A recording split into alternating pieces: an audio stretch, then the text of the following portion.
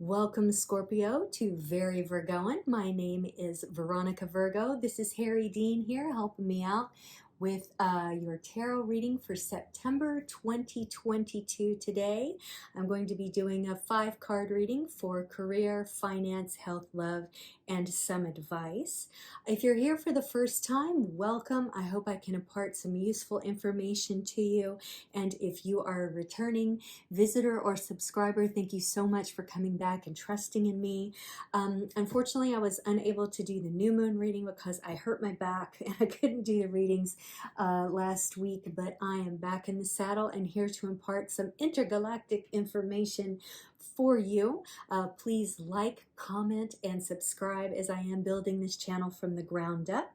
A quick note about the deck that I'm using. This is the Mystical Cats Tarot. I've been lusting after this one for a while. It comes in a beautiful gift box with a lovely guide. Such whimsical and fun artwork in this one, so I'm happy to share it with you. So as I mentioned, we are going to be doing the 5-card reading for you today. I'm also going to give you a single card reading from the Star Codes Astro Oracle, which is a very lovely new deck that I bought, and of course rounding everything off with the tarot dice. So let's go ahead and get started. Scorpio. Career card, the world. My goodness, everything has come together for you, perhaps? Did you just finish a project, Scorpio, that you're now looking over and feeling very full and very prideful is the wrong word, a feeling of accomplishment? Yeah, that's more what I'm trying to say, Scorpio. If so, congratulations. Maybe that will be happening in September. But this is a very nice card. I mean, you got the little ping, little star there for you, just showing you that, you know, something that you're engaging in career-wise is going to come full circle. Maybe you're leaving a job. Maybe it's time for you to leave your current career because you're branching out on your own, or you're starting in a new firm or something like that. But looks like good stuff as far as career is concerned. Let's see how that links up with your finances. Cat magic. Oh my goodness, Scorpio, you're on fire. Now this, of course, corresponds with the Magician card, which is all about sort of creation and mystery. Look at all these things this kitty's conjuring up. He's got a feather, fire, a fish, looks like some lavender, all in this lovely little melange here. So it looks like you're doing something pretty magical with your financial situation. This is almost making me think, Scorpio, that some of you are branching out on your own and you're going to create your own destiny. And if that's so, kudos to you, because that's what I'm trying to do right now as a Virgo, and it looks like you got a leg up on me. It's really quite nice. I would say don't get, how do I say this? Because you feel like that you've completed something and it's time to move on, don't fall in love with your incantations or your spells, however they manifest. They don't have to be literal incantations and spells, but be mindful that you need to, gosh, I'm having a hard time explaining this without it sounding negative. And this may only be relevant to one or two of you, but sometimes you can fall a little in love with all your bibs and bobs and bells and whistles and how mysterious and magical you can seem, or you are, Scorpio, because you are the most mysterious, magical sign of the Zodiac, and people fall for your mystery. But I think here's what I'm trying to say. Don't fall in love with your own mystery so much that you get lost in the process. And then you find yourself not only looking over your completion of the other thing, but actually longing for it to come back. You get me? That's what I'm trying to say. It took me a few minutes to get that out, but that's what I'm doing, putting these cards, that's what I'm trying to say, putting these cards in conversation with each other. All right, moving on to your health, Scorpio. Let's see what we get. Two of Fire. Now, the fire cards in this deck correspond to wands. It's a two, right? Yep, two of fire. This is about planning, decisions, sometimes even leaving home. So what I'm seeing here is a cat that is ready to leave. The door is open, but they're hesitating. And maybe kind of wants to turn around and go back in the warmth of that light. Now, thinking about this in terms of your health, I sort of feel like almost like this has like a parental or a like childhood home kind of feeling. If you're a very young Virgo leaving home for the first time, maybe you're going up, you've just started college and you left home and you're feeling like maybe you're not taking care of yourself. Sorry, that's Nico. He gets very excited about this time of night and tries to court one of my other cats. He gets very excited. He's a fixed kitty, but he's still got a little horn dog in him. Speaking of cats. Anyway, let's get back to this card. I think some Scorpios here are maybe feeling like, well, maybe I'm putting on the freshman 15, as they say, or I'm not eating as well as when I was at home. And even though your back is turned on the inside of home, you still haven't quite left in your mind. And maybe you need to think about how you can recreate the healthiness of home in your dorm, in the house that you share with 5 other freshmen, whatever, to take care of yourself. That it's not all just sort of brown sadness outside. It can be a verdant place for you to live. You don't have to eat pizza every night because everyone else is. And God knows I love my pizza. But think about ways that you can take care of yourself that give you that feeling of when you were taken care of by 2 people who loved you, whether or not they were together. I think the other interpretation of this could be that maybe you've gone through sort of a health scare, and you're now quote unquote healed. Maybe I'm talking to a Scorpio who went through cancer treatment or something like that. And it's time for you to go back out into the world, maybe, return to work, start work again. And you're a little cautious because you're like, am I ready for this? I think you are ready. And I think part of this juju that you're doing here to help your finances can be invested to help your health, whether that's through supplements or some sort of complementary health that you can do through acupuncture or what's that word when it's like an integrative health doctor, something like that. Make sure you're taking care of yourself. I mean, you can be moving on from something that either gave you a lot of satisfaction or now you're moving into new vistas, but make sure you're taking care of your health.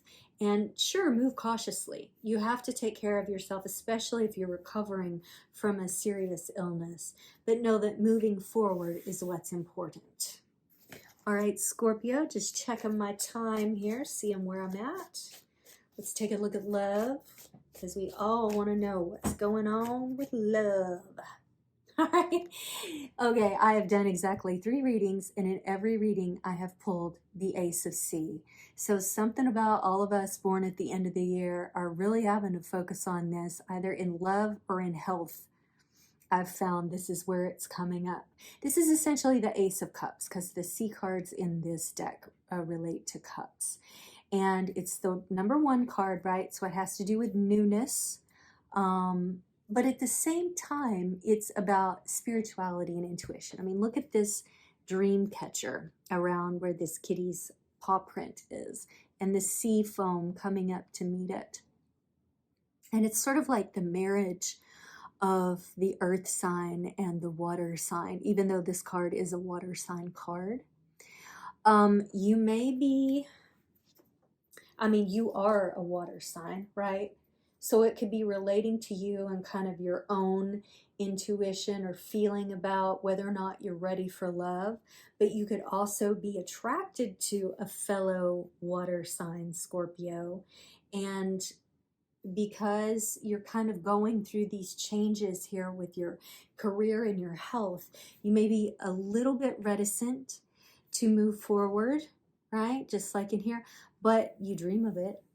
You're dreaming of it, and you've got your bets laid up on it. You know, you want it for your life, Scorpio. So let's see what the advice is here going forward.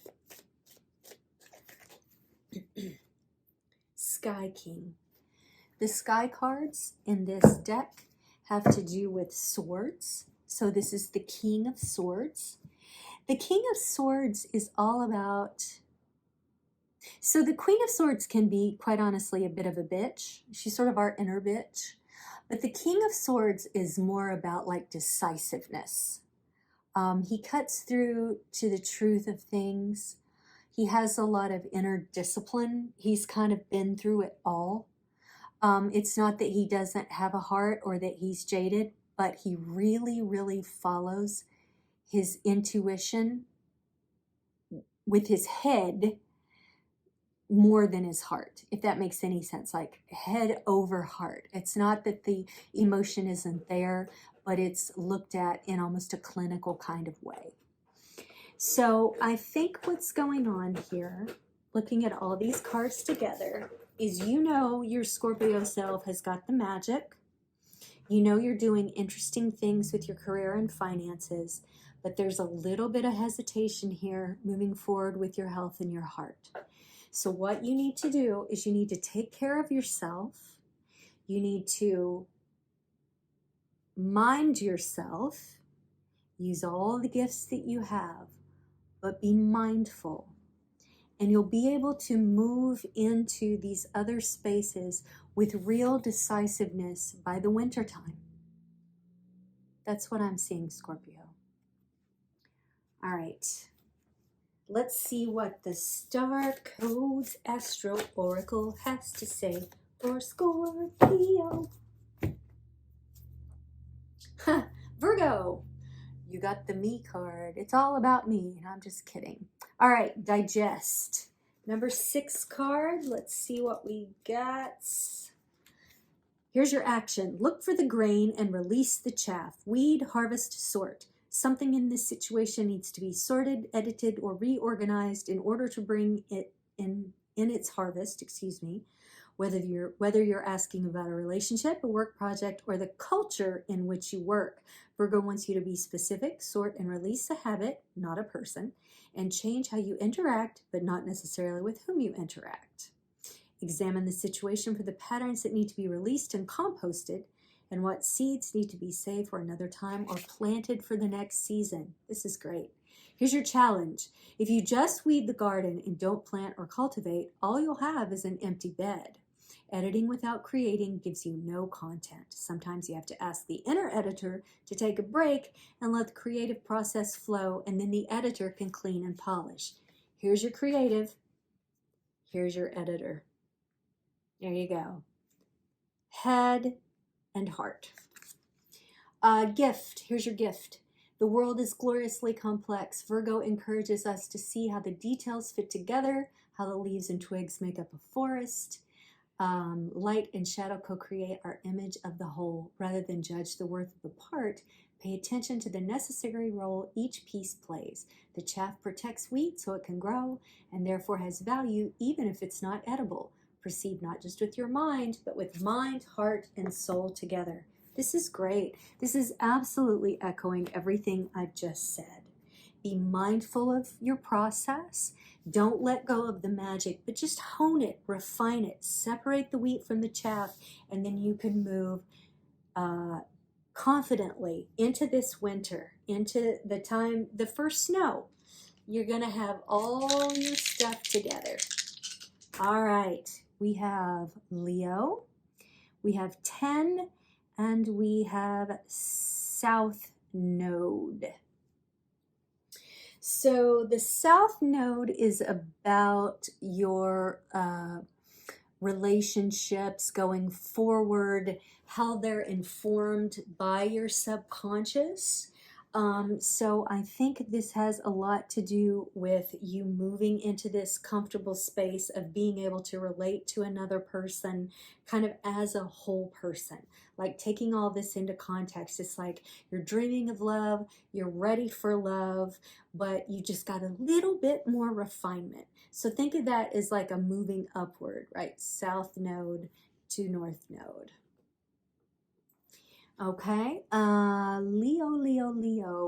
I mean, maybe you got a Leo on your mind. Maybe you're in love with the Leo.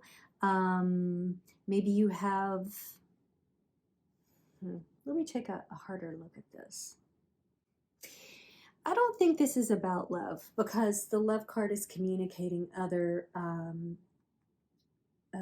water signs.